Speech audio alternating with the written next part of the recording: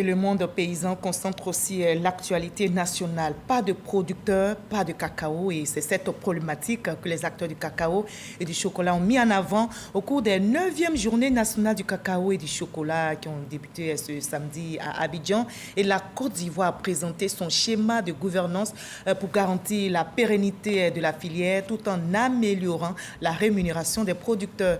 La transformation, les pratiques agricoles sont aussi au menu, nous rapporte l'enseigne Bakayoko. Des prix attribués à une dizaine de valeureux producteurs du cacao, un acte de reconnaissance de la nation envers des travailleurs, fer de lance de l'économie nationale. Nous devons être ambassadeurs de notre filière, promouvoir la bonne pratique agricole et transmettre nos connaissances aux jeunes générations. Nous allons pouvoir transformer notre secteur et de garantir un avenir prospère pour le cacao ivoirien. Le cacao est loin d'enrichir les planteurs autant que l'État, qui en tire 10 à 15% de son PIB, le tiers des recettes d'exportation et 10% des recettes publiques, mais qui, avec l'ensemble des pays producteurs, ne retient que 6% de la valeur mondiale générée par la filière.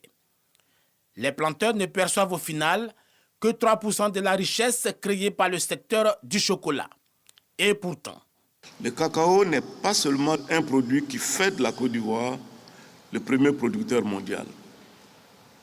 Le cacao est l'âme de notre nation, le fruit du travail acharné de plus d'1 million de producteurs qui se lèvent chaque matin avec l'espoir d'un avenir meilleur. Malgré les défis multiformes liés globalement à la conjoncture du marché international, le gouvernement a ces dernières années enregistré beaucoup de succès. La certification, le différentiel de revenus décent, la carte du planteur, l'amélioration des capacités de broyage, mais surtout le mécanisme de stabilisation.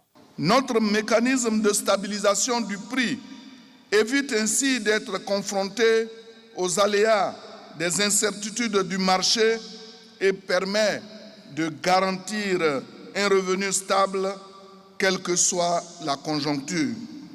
L'ajustement opéré par la campagne intermédiaire 2024 a permis à l'État de fixer un prix record de 1 500 francs par kilogramme bord champ jamais octroyé en Côte d'Ivoire.